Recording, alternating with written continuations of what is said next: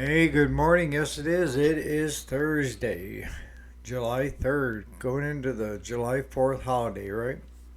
Probably most of you have tomorrow off. I'm letting Claude have tomorrow off, but I'll probably work. So, what are we talking about today? Well, I thought we'd talk about where we go wrong and it costs us and our customers money, and we don't even realize that we're doing it. So, stay tuned.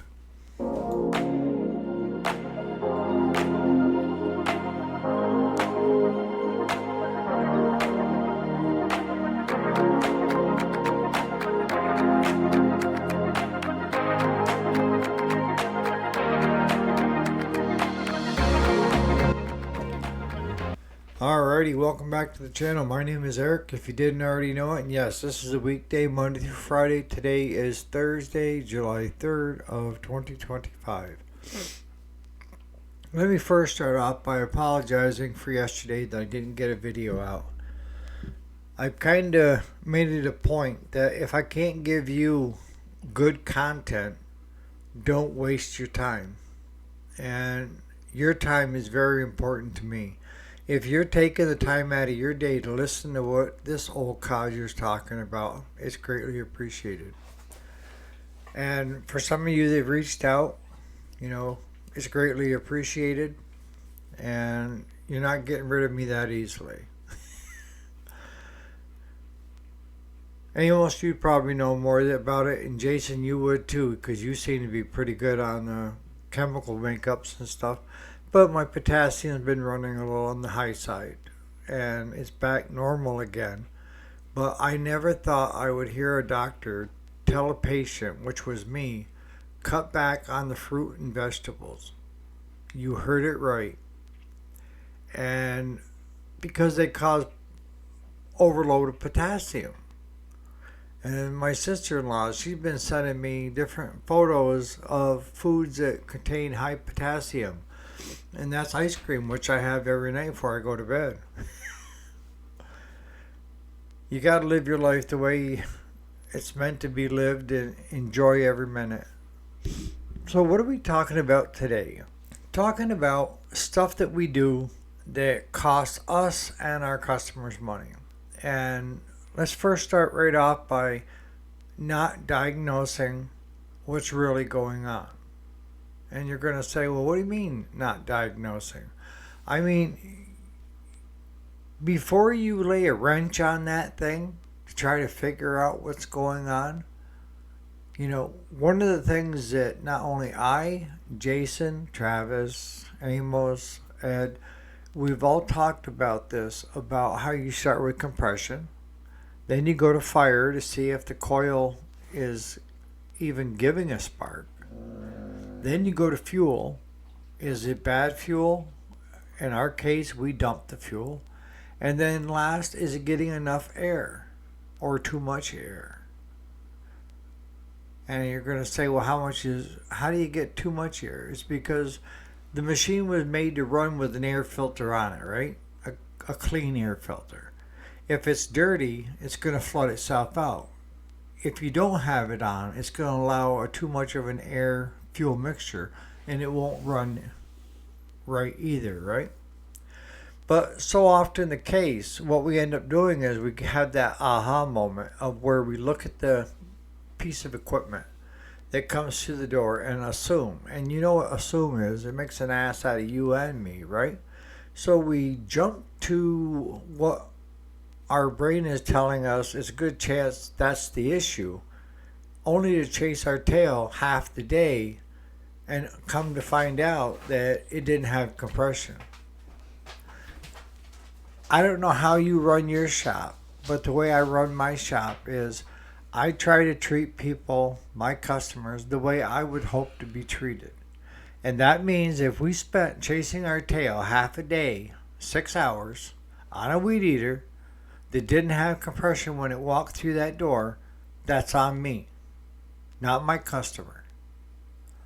And you're going to say, well, your mechanic put all that work into trying to get it to run, and my mechanic was wrong. Had he put a compression tester on it and got no compression to start with, he wouldn't have spent the 6 hours doing it. And I don't dock my mechanic for doing it. But I do say, we have kind of unwritten rules in the shop that say this is where we're going to start, and that's all part of the diagnostic. And you have to ingrain that in your head, so because your mind is going to try to have you jump to something that you've seen in the past that is doing exactly the same thing. Now, if you spend time during the diagnostic and you find that you have no compression or low compression, and you decide to adjust the valves, that's fine. Because a lot of times the valves are at an adjustment. And by tweaking them a little bit, I would say 75% of the time, you can get it to come back to where it's runnable. Maybe not the best runnable, but it's runnable, right? And more than once, I've had to tell a customer, we got it running. It's not running great. And you may want to put it on Facebook Marketplace and get rid of it and go get a new one. Because this puppy is whipped, right? So, if you're not spending time doing diagnostic, what are you spending time on? You're spending time on chasing your tail. And I can tell you that, yes, the reason the mind does that to us is because it's happened to us before. And we've seen it maybe 2 or 3 times and just jump to that part of it instead of the diagnostic. And that means testing too. If you have an electrical issue, you need to be able to diagnose by testing using, your test light, put it on the negative when you're testing the positives to have the light up. And if you're trying to test the ground, go to positive and hit ground to see if you're getting a good ground. You have to understand the wiring schematics and what it's doing and why it's doing it, and then localize where the issue is, right? And a lot of times you can do that in 10-15 minutes, or you can spend 6 hours unplugging your PTO thing, trying a new PTO switch, trying other safety switches on the machine, instead of just simply testing. What I do is when I have like a no start, is what I'll do is I'll lift up the hood, and if you have to take the cowl off the top of the engine, take it off. If not, it's exposed. But there's a little wire that goes on top of that coil, and that's a grounding wire. And what it does is when you turn the key off, it grounds the coil and it shuts it off.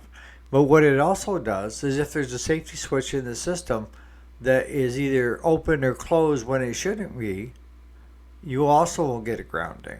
So my test right off the bat is I pull the ground wire off, and if it starts and runs, then I know that it's somewhere in the wiring harness. All right? If I plug it back in and it won't start, then I need to figure out which safety switch, or is there a wire that's rubbed on the frame and it's grounding itself when it shouldn't be. These are all things that should be going through your head as you're trying to dissect what is really going on. Throwing on new switches, PTO switches, key switches, the list goes on, is not the way to diagnose an engine. It's not.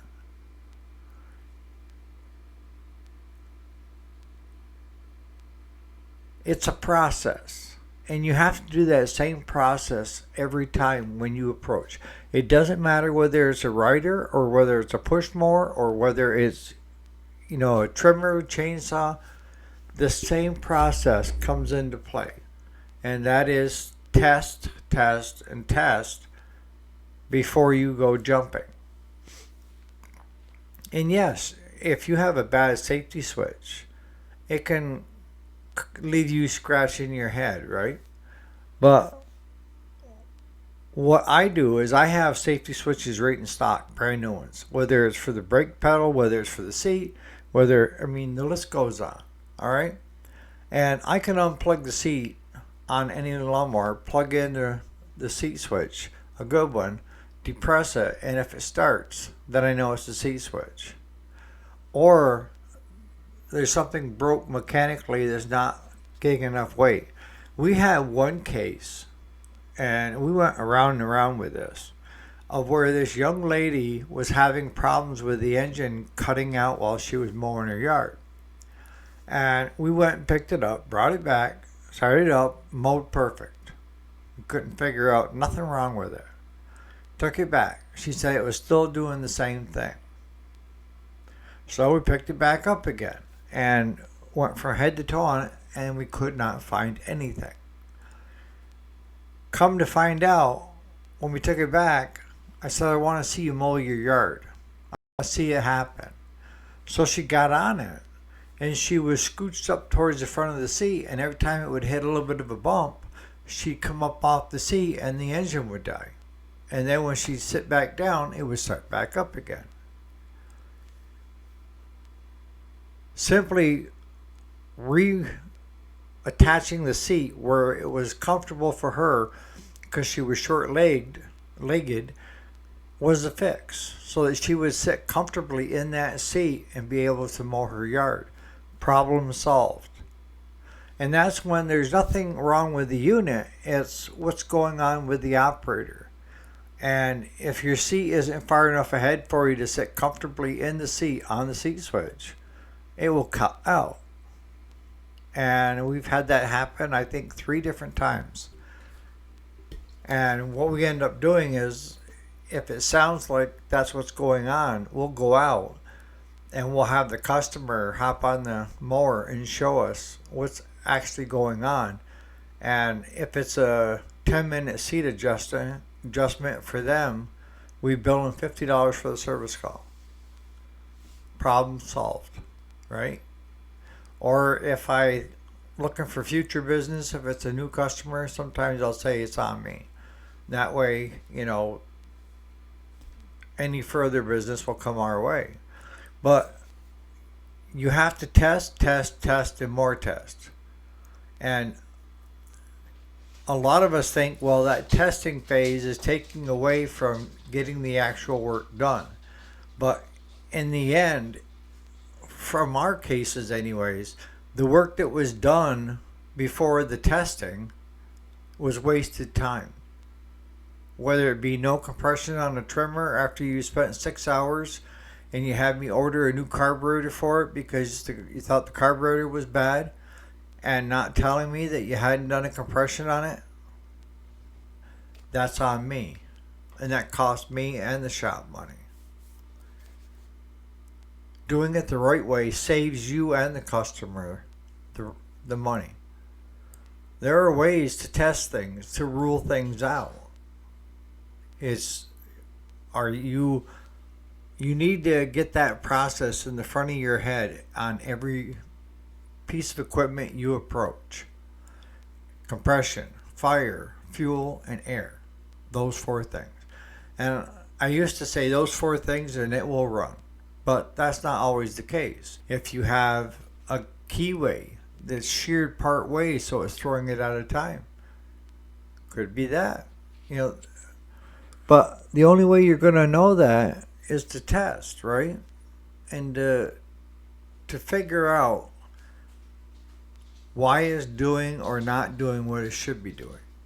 And that also goes to letting your customers know that there is a diagnostic fee or bench fee or however you want to call it. But, if you take the time to bring it into the shop and do a compression on it, you should still get paid.